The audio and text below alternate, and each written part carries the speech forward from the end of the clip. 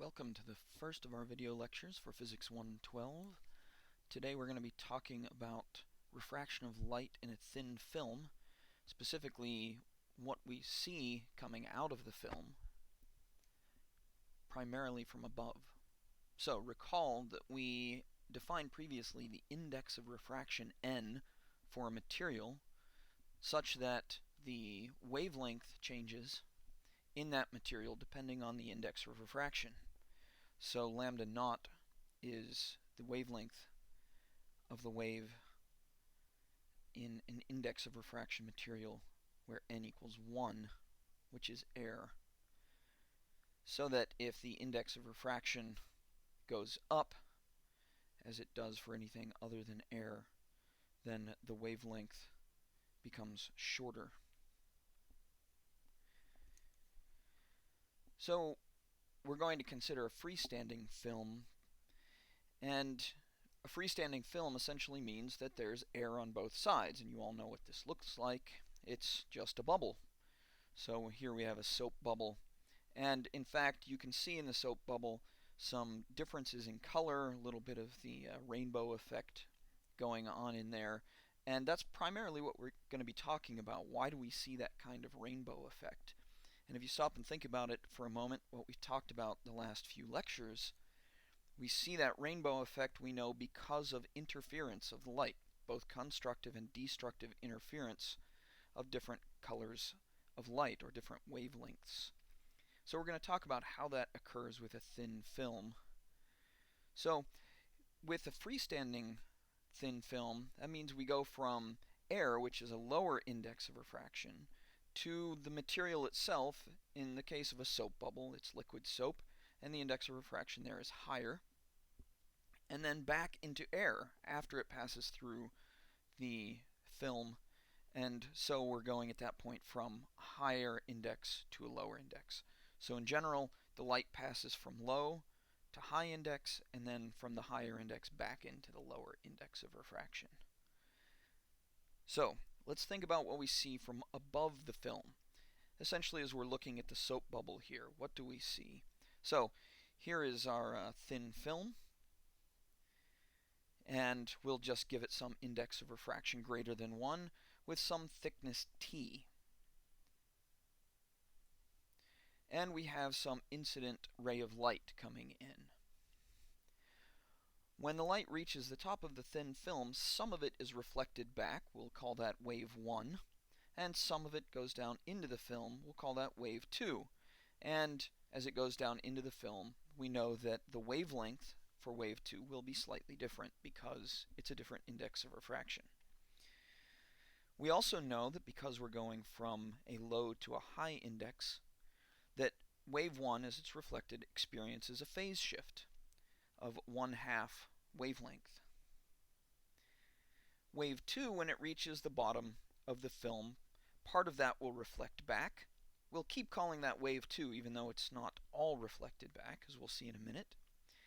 Here there's no phase shift because we're going from high index to low index. So remember our phase shifts.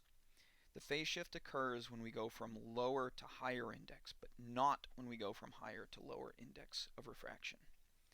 So as wave 2 comes back to the top, some of it escapes out into the air again, and we'll call that wave 3. So what we're really seeing from above is a combination of wave 1 and wave 3, or a superposition of those waves. And those waves will interfere with one another. In addition to those waves, of course, the original wave 2, part of that passes through the film and back into the air, and we get further cases of reflection and transmission through the film. We're going to, for this case, just consider waves 1, 2, and 3.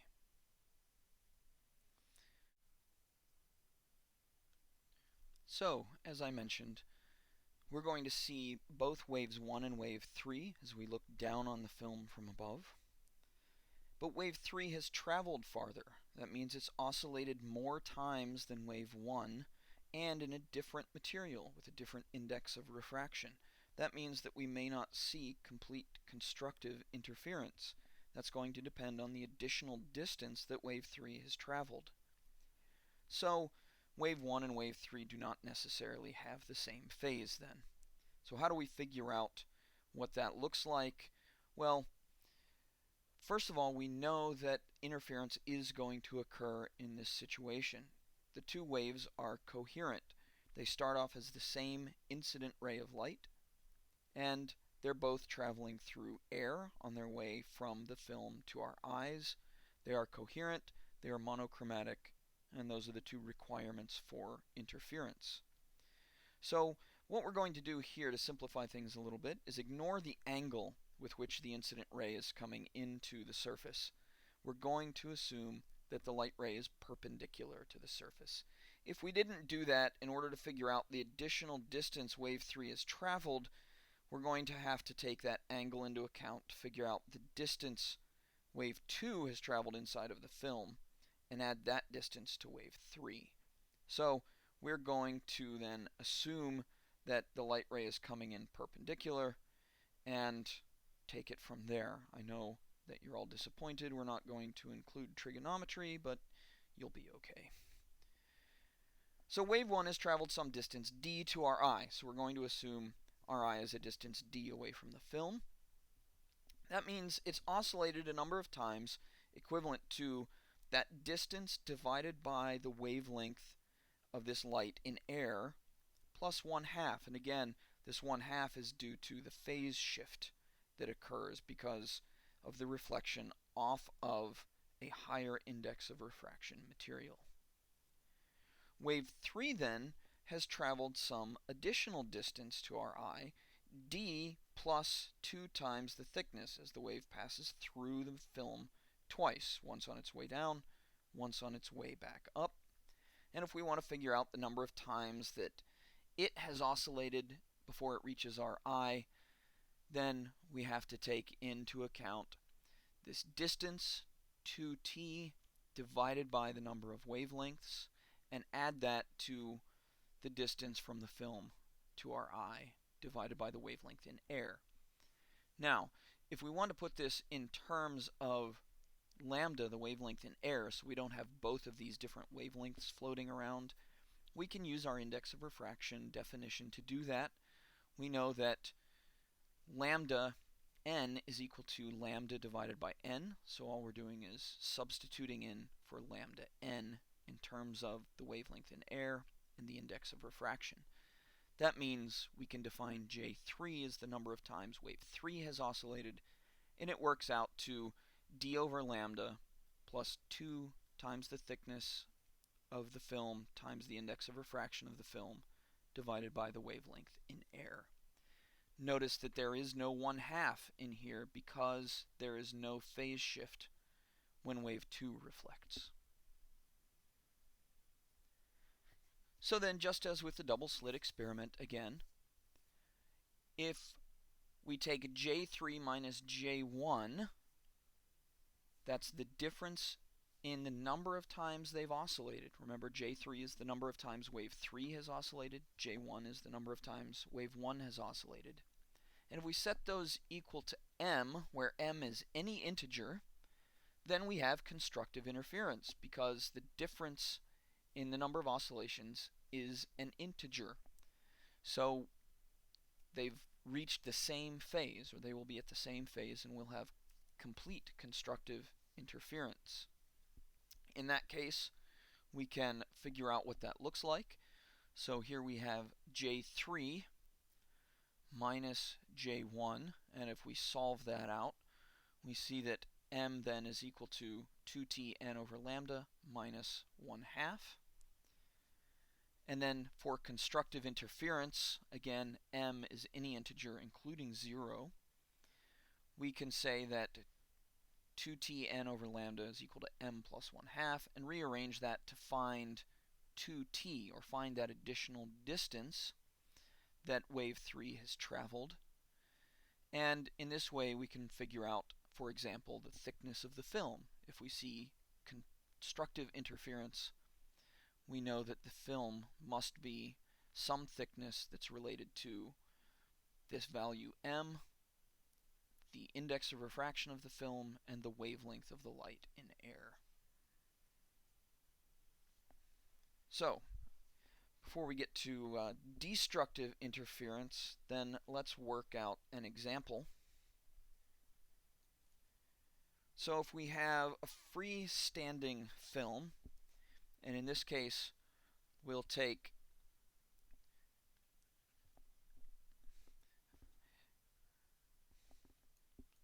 sorry about that.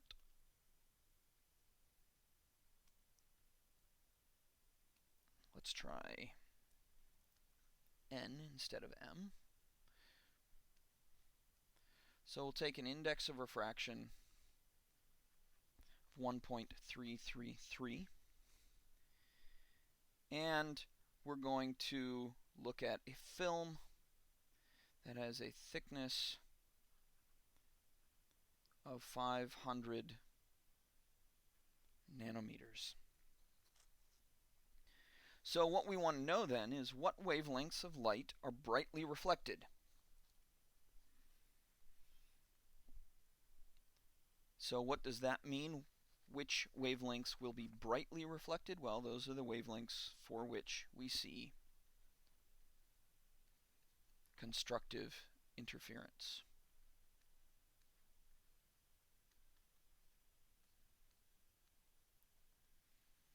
So which wavelengths exhibit constructive interference? So we're going to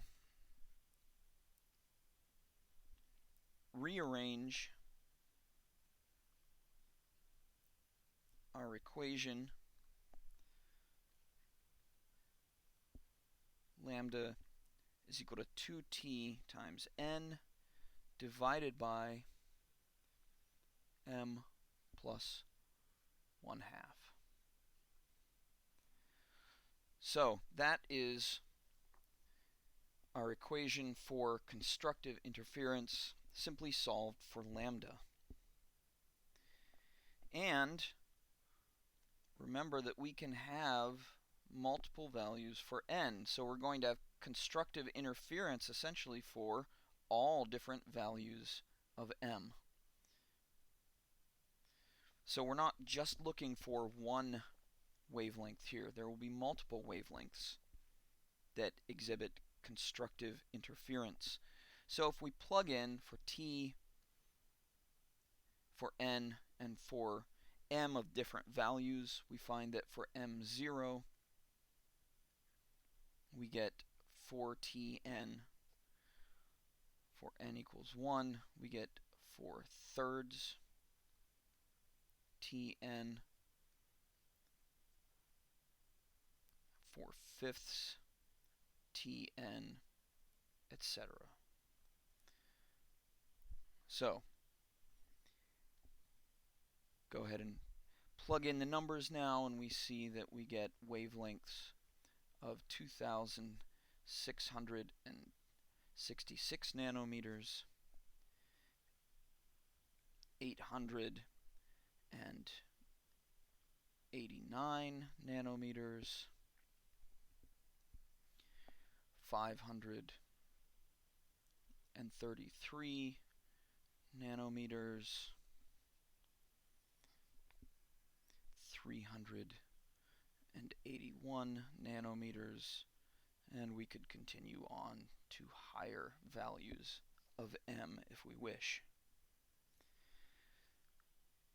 If we were looking at this, we would see this one.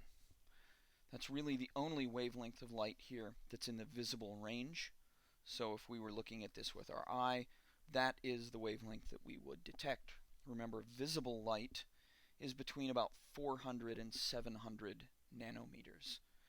So if we were looking at this, we would see light of 533 nanometers reflected brightly. 533 nanometers is about green. So this film would really look green to us.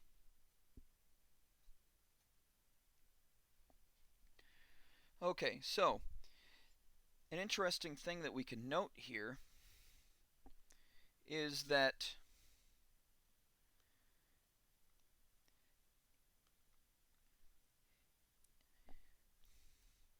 if we look at this value, notice that's for m equals 0, and that corresponds to this wavelength. So we cannot get constructive interference for light of wavelength larger than 2666 nanometers. So if we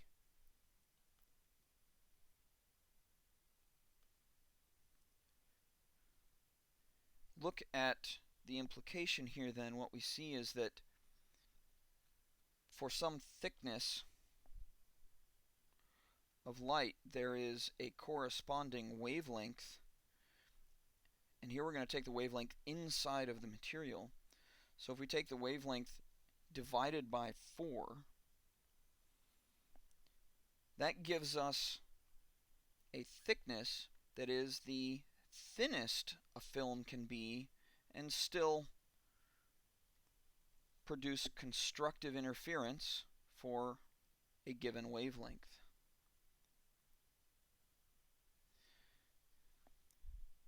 So there are applications in which we want to produce a film that will provide either constructive or, as you'll see in a few minutes, destructive interference for specific wavelengths.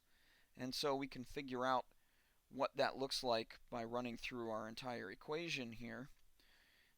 And we can also figure out how thin the film has to be at a minimum, the thinnest it can be, to get constructive interference, for example, for that wavelength of light.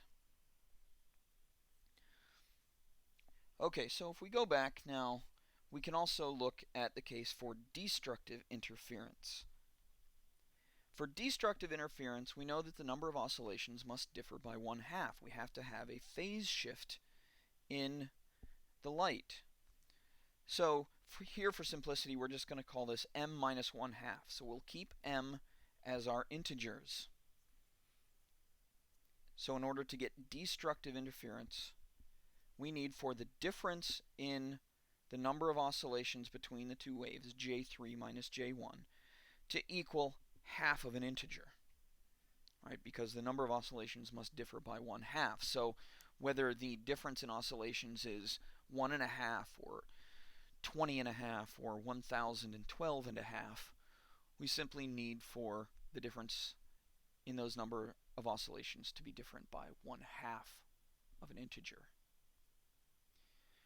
So we can then solve again, as we did before, for the thickness, and we find that 2t is now equal to m times lambda over n.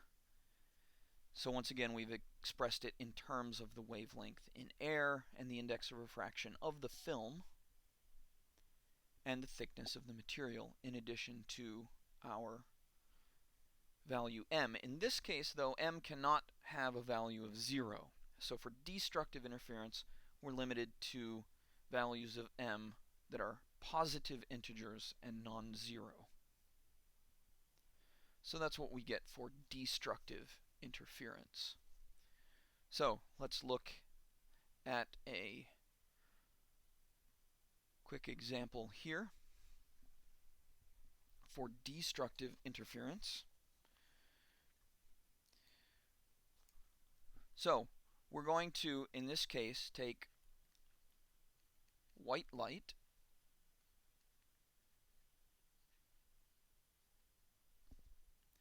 and it's going to be incident on a freestanding film of water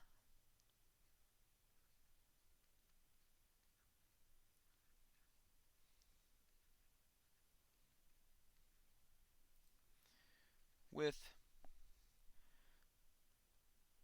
some thickness T.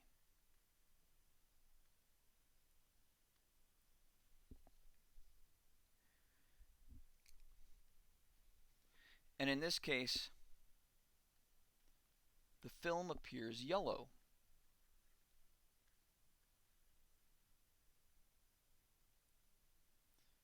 So if we look at this film of water, to us the film appears yellow.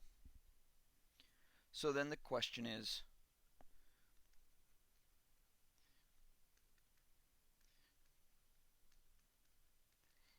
what is the thinnest the film can be.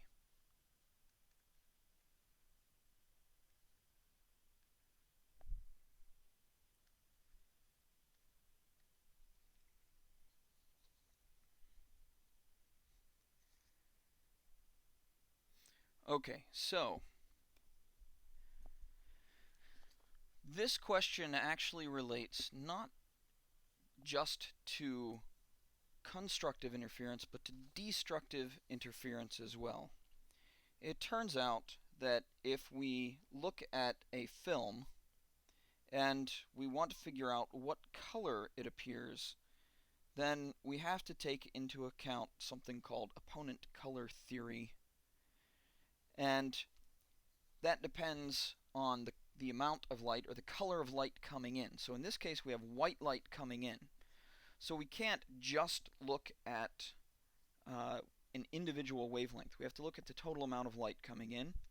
And in this case, that is white light coming in. And we want to know what kind of color needs to be taken away from this in order for the thin film to appear yellow. So this is not something we're going to discuss in here, what opponent color theory is for the human eye, but it turns out that white light, if we take away from that white light some other color, we want to get something that appears yellow. So then the question is, what is this color of light? When we figure that out, then we can figure out the minimum wavelength in order to get destructive interference for that particular color. So, in order to see yellow, we have to remove, as it turns out, blue light. So, what we want is to get blue light exhibiting destructive interference. Blue light, we're going to take a value for blue light wavelength as lambda equals 460 nanometers. So we then have solving for the thickness, T equals lambda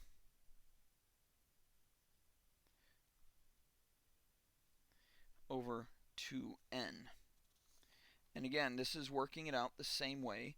We want the thinnest film possible. So we're going to take m equal to 1. We've already set m equal to 1 in this case to get the thinnest film possible, and then solve for t. So if we plug in our values for lambda and n, we get a thickness of 173 nanometers.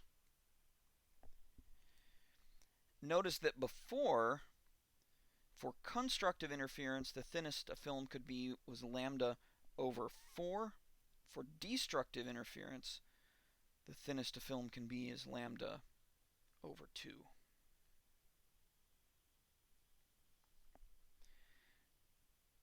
So this lambda, by the way, is lambda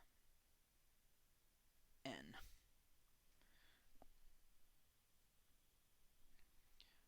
Okay, so that's the thinnest the film can be.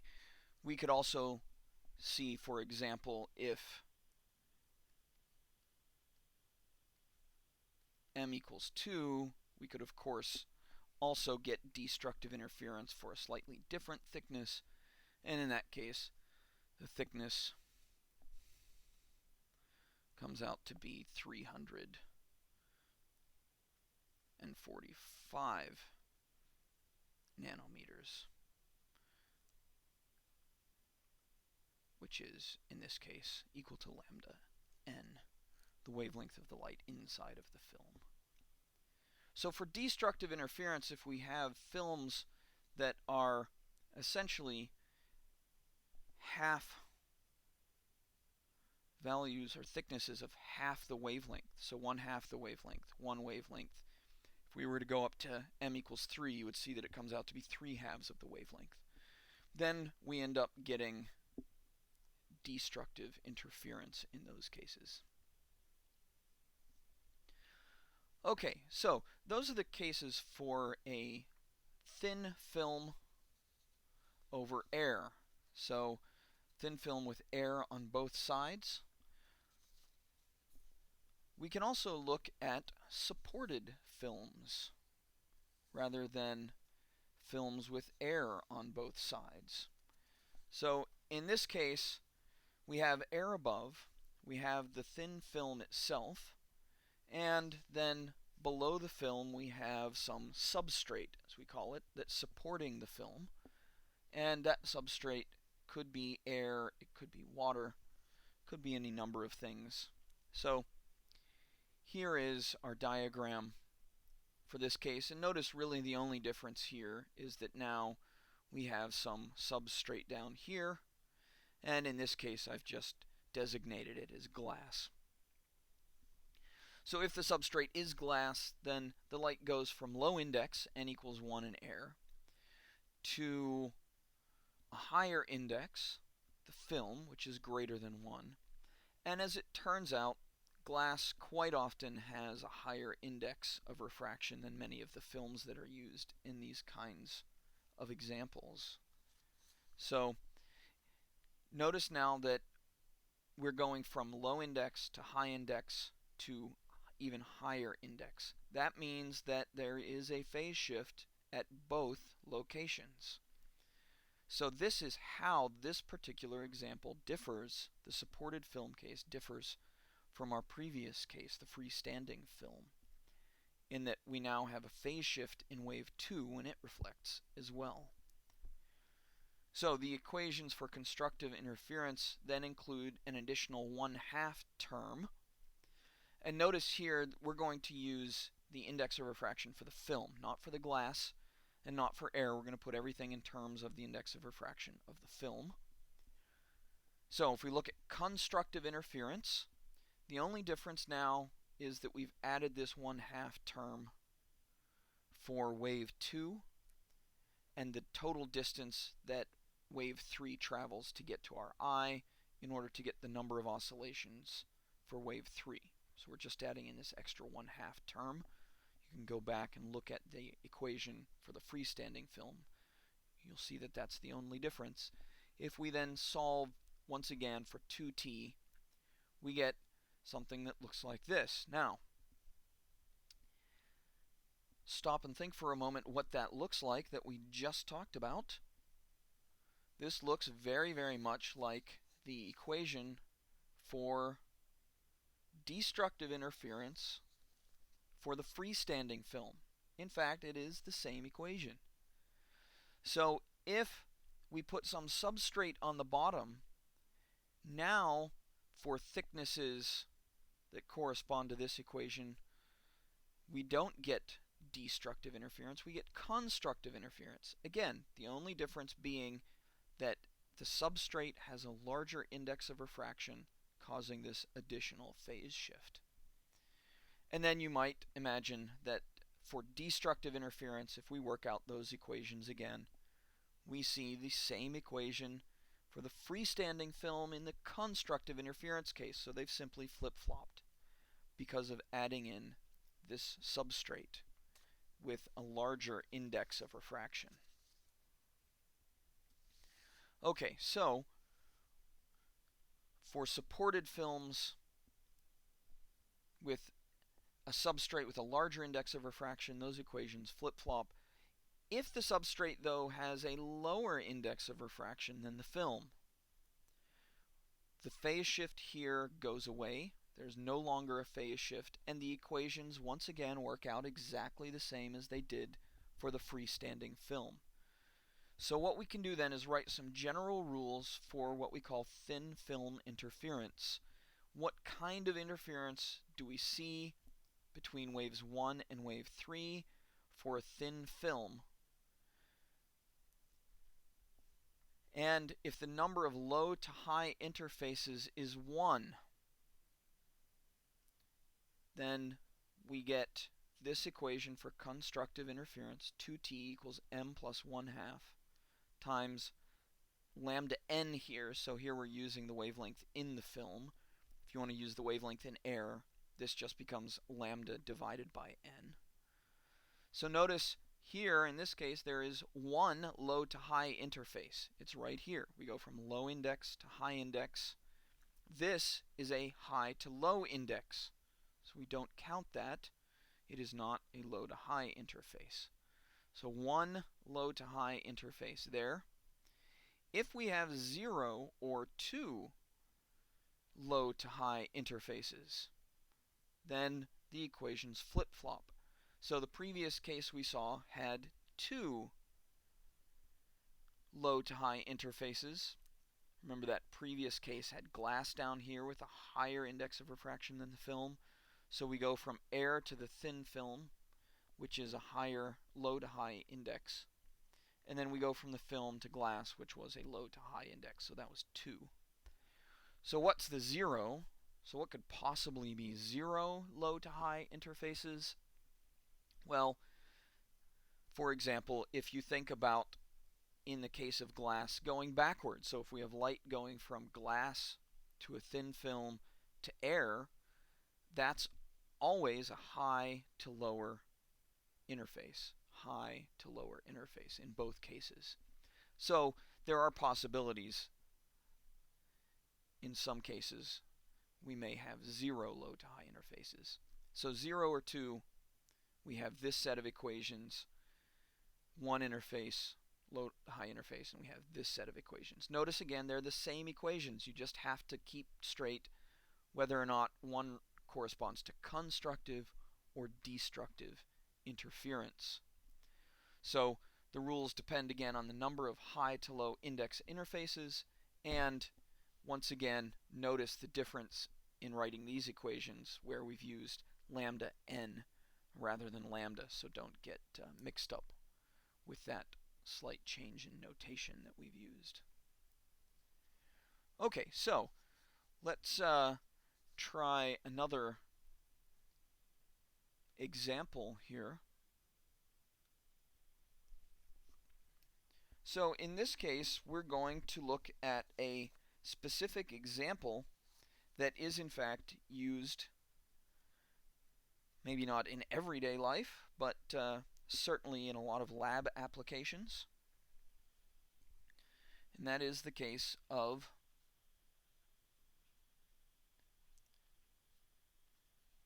laser goggles. So if you've ever been in a lab where you're required to use a laser, or in fact, even if you've seen a number of movies where people are in labs using lasers, they always have goggles that they put on. Those goggles are designed specifically for the laser being used. As we said before, lasers are monochromatic and they're coherent. So for an individual laser, you will get constructive and or destructive interference. And many of these lasers used in labs are very high power. So if you look at one, it will blind you. And some of the lasers, in fact, are infrared lasers. So if you looked at it, you wouldn't see anything. In fact, you wouldn't see anything ever again. But it isn't visible light, so you wouldn't see the light. If you looked down the beam, you wouldn't realize that it was blinding you until a few moments later when you felt the intense searing pain in your retina. So, laser goggles. Many of the lasers that are used are green lasers. So we now have green laser pointers. Those are not nearly as high power as typical green lasers used in most lab applications. So green will use a wavelength of 500 nanometers.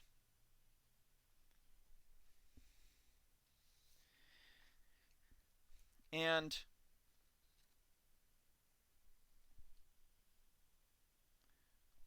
what we want to do is put the lasers in front of our eyes. So we would like to get a film on the goggles to get total constructive interference for the green light.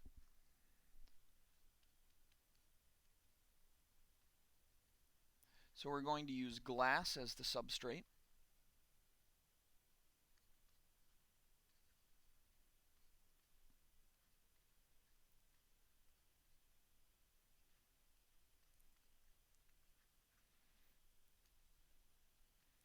And we want, again, constructive interference in this case. The constructive interference is going to give us the best reflection of the light, and that's going to keep the light really from getting through into our eyes. So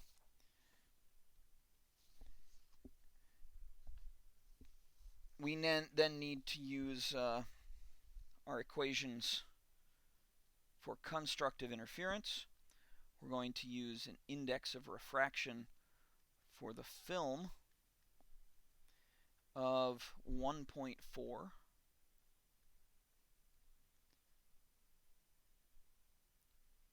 and an index of refraction for the glass of 1.5. So we have two low to high interfaces, one from air to the film, 1 to 1.4, and a low to high interface from the film to the glass, 1.4 to 1.5. So in this case,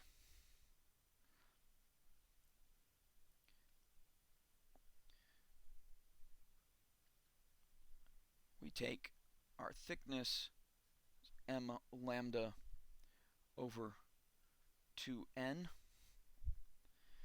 and we plug in 500 nanometers and 2 times 1.4. And for different values of n, then we get 179 nanometers, 358 nanometers,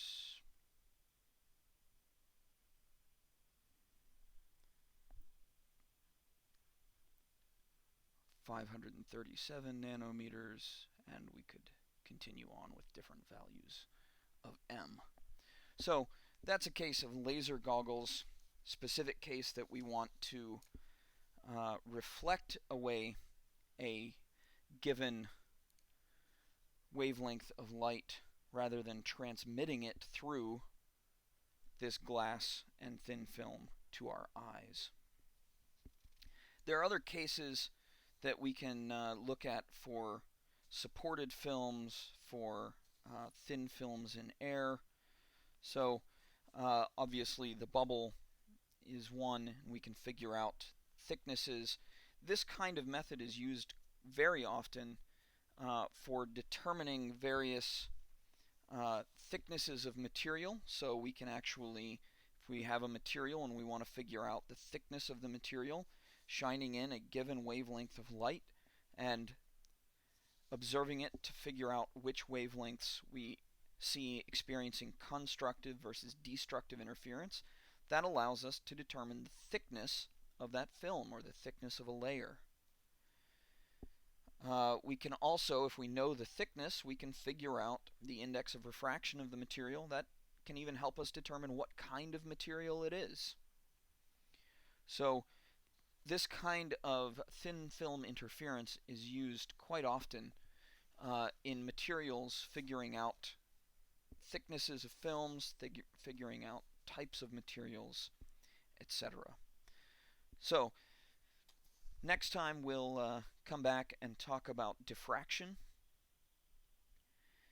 For now, you can certainly, as I mentioned, go back through the video. If you missed some parts, pause it along the way. Make sure you do take some notes on this material. This is the only time we're going to cover it. We won't go back over this in class, but you will have some homework on it, and you will be responsible for it on the exam. If you have any questions before I get back, feel free to send me an email. I'll respond when I can. Otherwise, we will try to set up a homework help session as soon as I can when I return. That'll probably be the Monday after Easter.